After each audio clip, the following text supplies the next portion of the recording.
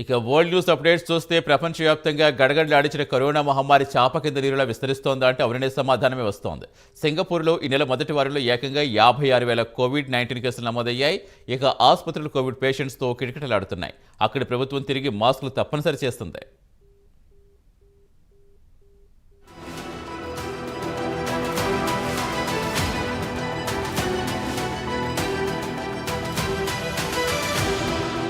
ప్రపంచవ్యాప్తంగా 2020లో గడగడలాడించిన కరోనా మహమ్మారి చాప కింద నీరులా విస్తరిస్తోందా అంటే అవుననే సమాధానం వస్తోంది. ప్రపంచంలోని పలు దేశాల్లో అక్కడక్కడ కేసులు క్రమంగా పెరుగుతున్నాయి. ముఖ్యంగా చైనాలో ఇప్పటికీ అక్కడి ప్రజలు కరోనా బారిన పడుతూనే ఉన్నారు.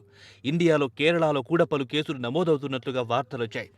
ఇక సింగపూర్ విషయానికొస్తే అక్కడ కరోనా మహమ్మారి మరోమారు కోరలు చాచింది. సింగపూర్ వైద్య ఆరోగ్య మంత్రిత్వ శాఖ సమాచారం ప్రకారం ఈ నెల మొదటి వారంలోనే ఏకంగా 56,043 కేసులు నమోదయ్యాయని తెలిపింది.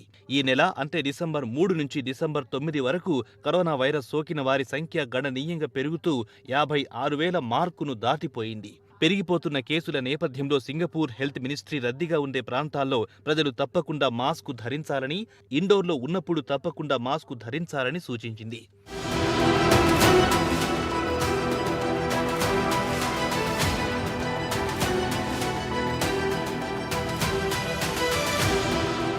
ముఖ్యంగా ప్రయాణికులు మాత్రం అప్రమత్తంగా ఉండాలని, విమానాశ్రయాల్లో రద్దీగా ఉండే ప్రాంతాల్లో ప్రజలు తప్పకుండా మాస్కు ధరించాలని, వెంటిలేషన్ తక్కువగా ఉండే ప్రాంతాల్లో, రద్దీ ఉండే ప్రాంతాలకు వెళ్లకుండా ఉండడమే మంచిదని వైద్య ఆరోగ్య మంత్రిత్వ శాఖ సలహా ఇచ్చింది. ఇదిలా ఉండగా సింగపూర్ వైద్య ఆరోగ్య మంత్రిత్వ శాఖ తాజా గణాంకాలను విడుదల చేసింది. వాటిలో డిసెంబర్ మొదటి వారంలో దేశంలో కరోనా వైరస్ సోకిన వారి సంఖ్య 56,043కు చేరగా అంతకు ముందు వారంలో 32,035 అని తేల్చి చెప్పింది.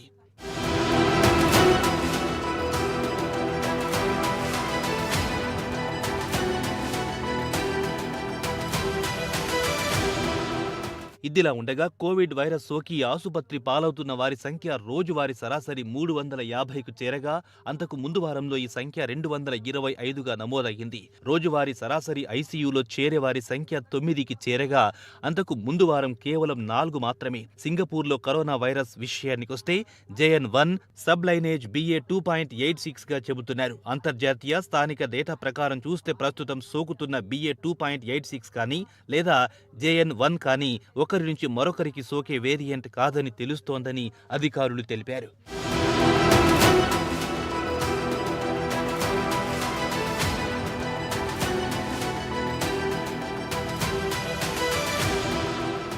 ఇదిలా ఉండగా దేశంలో పెరిగిపోతున్న కోవిడ్ కేసుల నేపథ్యంలో ప్రభుత్వం కూడా అప్రమత్తమైంది. వెంటనే ప్రభుత్వ ఆసుపత్రుల్లో పెద్ద ఎత్తున సిబ్బందిని రిక్రూట్ చేసుకోవడం, ప్రత్యేకంగా బడ్జెట్ కేటాయించాలని నిర్ణయించింది. దీంతో పాటు కొత్త సింగపూర్ ఎక్స్పో హాల్ 10లో కోవిడ్ ట్రీట్మెంట్ ఫెసిలిటీని ప్రారంభించింది. ఇక ప్రజలు ఇంటికే పరిమితం కావాలని సూచించింది. శ్వాస తీసుకోవడంలో ఇబ్బందులు ఏర్పడినా లేక ఇన్ఫెక్షన్ సోకినట్లుగా ఆనవాళ్లు కనిపించినా ఇంటి నుంచి బయటికి రావద్దని సలహా ఇచ్చింది.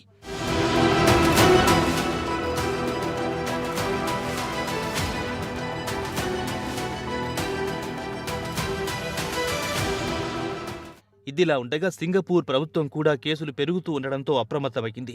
వ్యాక్సినేషన్ సమాచారం ఎప్పటికప్పుడు ప్రజలకు సమాచారం అందిస్తోంది. కాగా Singapore health ministry COVID-19 updates ఎప్పటికప్పుడు ప్రజలకు సమాచారం అందిస్తోంది. ఇక చైనా విషయానికొస్తే నెల క్రితం కోవిడ్-19 సబ్ వేరియంట్ JN1ను గుర్తించింది. ఇలాంటి సబ్ వేరియంట్లు సుమారు 40 దేశాలకు విస్తరించాయి. మరికొన్ని దేశాలకు కూడా విస్తరిస్తాయని, ఈ వైరస్కు ఎలాంటి సరిహద్దులుండవని చైనా గ్లోబల్ టైమ్స్ వెల్లడించింది.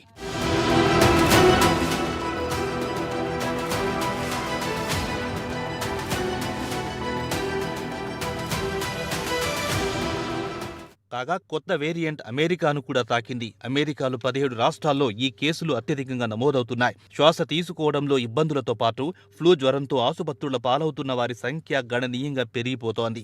అక్కడి ABC న్యూస్ సమాచారం ప్రకారం డిసెంబర్ 9వ తేదీ వరకు 23,432 మంది ఆసుపత్రుల పాలయ్యారని తెలిపింది. గత నెలలో ఏకంగా కోవిడ్-19 కేసులు 200% వరకు పెరిగాయని తెలిపింది.